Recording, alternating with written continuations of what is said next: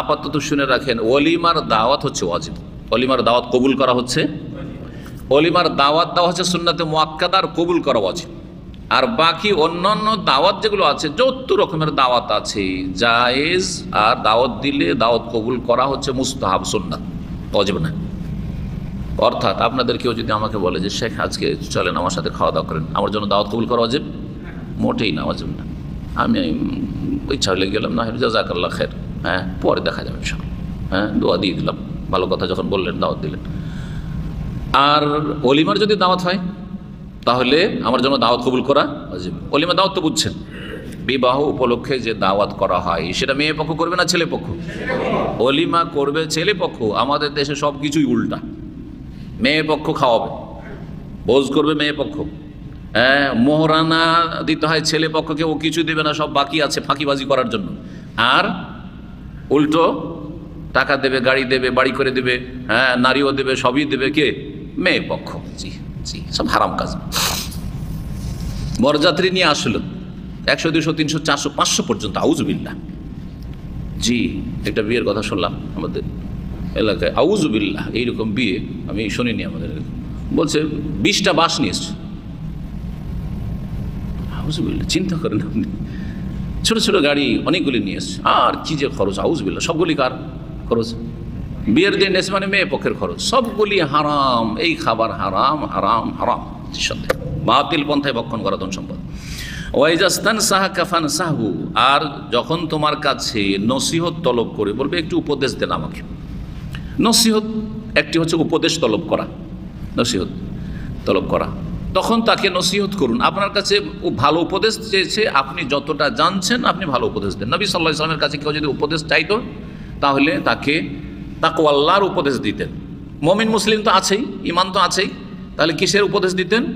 হ্যাঁ, ইউসি বিতাকওয়াল্লাহ, ইত্তাকুল্লাহ। আল্লাহ কোরআনে এই ওসিয়ত করেছেন, ওয়ালাকাদ ওয়াসাইনাল্লাযীনা উতুল কিতাবা মিন ক্বাবলিকুম ওয়া ইয়্যাকুম আনিত্তাকুল্লাহ। আল্লাহ বলছেন যে তোমাদের পূর্বে যেসব জাতিরা এসেছিল, ইহুদি নাসারা বা আগের যুগের যেসব লোকেরা, তাদেরকেও আসমানি কিতাবের মাধ্যমে, আর তোমাদেরকেও আমি আল্লাহ ওসিয়ত করছি, নসিহত করছি, উপদেশ দিচ্ছি কিসের? যে আল্লাহকে ভয় করবে, তাকওয়া অর্জন করবে, আল্লাহ ভীরুতার সাথে জীবন যাপন করবে, আল্লাহর ভয় রেখে ভালো কাজ করবে, আর আল্লাহর ভয়ের ভিত্তিতে মন্দ কথা কাজ থেকে বেঁচে থাকবে। এটা হচ্ছে তাকওয়া। এই নসিহত নবী সাল্লাল্লাহু আলাইহি ওয়াসাল্লাম করতেন। আপনি কিছুই যদি না বলেন, শুধু এতটুকু বলবেন, এতটুকু সবাই বলতে পারবে। ছেলে মেয়ে কোথাও যাচ্ছে, শ্বশুর বাড়ি যাচ্ছে মেয়ে, অথবা ছেলে লেখাপড়া করার জন্য বাইরে যাচ্ছে, ওসিয়ত করবেন।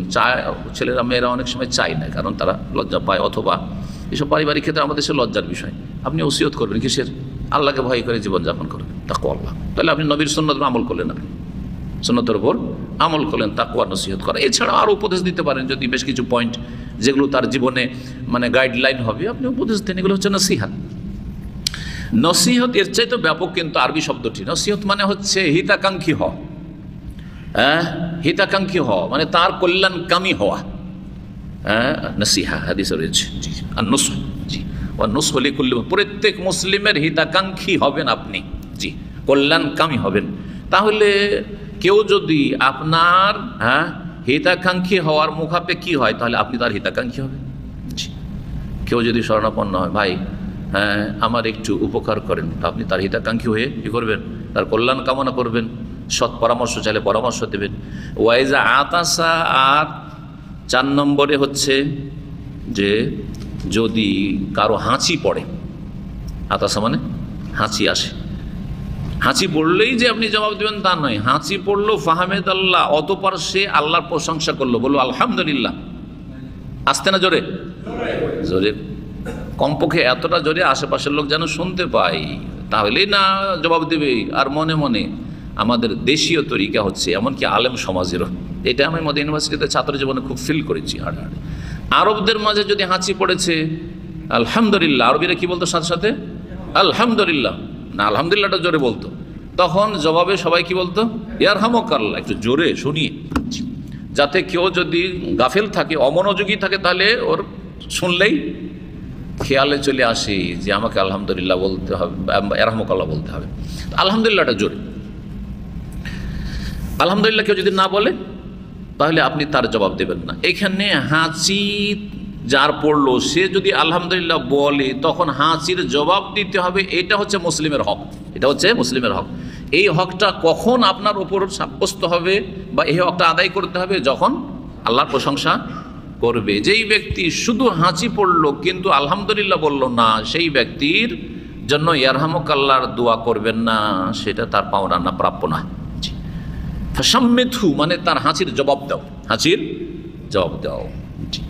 হাঁচি পড়লে আজকাল মেডিকেল সায়েন্স বলছে যার হাঁচি পড়ে, খুব বেশি নয়, হাঁচি পড়লে শরীরের স্বাস্থ্যের অনেক উপকার রয়েছে, অনেক উপকার আছে। জি হ্যাঁ, যেগুলি অনেক আলেমরাই লিখেছেন, কিন্তু সেগুলি আমাদের বলার প্রয়োজন নেই, আর সেগুলি অত শেখার প্রয়োজন, এতটা জেনে নেওয়া যথেষ্ট যে স্বাস্থ্যগত অনেক কি আছে, উপকার আছে মাঝে মধ্যে হাঁচি পড়লে। দেখেন হাঁচি পড়লে কিন্তু শরীরটা হালকা হয়, মন মেজাজ হালকা হয়, মাথাটা ভার ভার হয়েছে মাথা হালকা হয়, এগুলো হয় না, হয় না? হ্যাঁ, হালকা হয়। কিন্তু হাঁচি যদি 2 বারের বেশি, 3 বার 4 বার 5 বার পড়ে, তাহলে জানতে হবে যে এটা তার জন্য ভালো না, এটা কি রোগ, সে রোগে আক্রান্ত হয়েছে। রাসূলুল্লাহ সাল্লাল্লাহু আলাইহি ওয়াসাল্লামের সামনে এরকমই হয়েছে, 3য়-বার বা 4র্থ-বার যখন হাঁচি পড়েছে, 3 বার তো বললেন ইয়ারহামুকাল্লাহ ইয়ারহামুকাল্লাহ, কিন্তু 4র্থ-বার যখন হাঁচি পড়ে গেল তখন বললেন মজকুম। জোকাম মানে হচ্ছে সর্দি, জোকাম মানে কি? আজকালও হাসপাতালে গেলে আরবিতে যদি আপনি ডাক্তারের সাথে কথা বলেন তো কি বলবেন? জোকাম। জোকাম মানে সর্দি। তো মজকুম মানে সর্দিতে আক্রান্ত, যেই ব্যক্তি সর্দিতে আক্রান্ত তাকে মজকুম বলা হয়।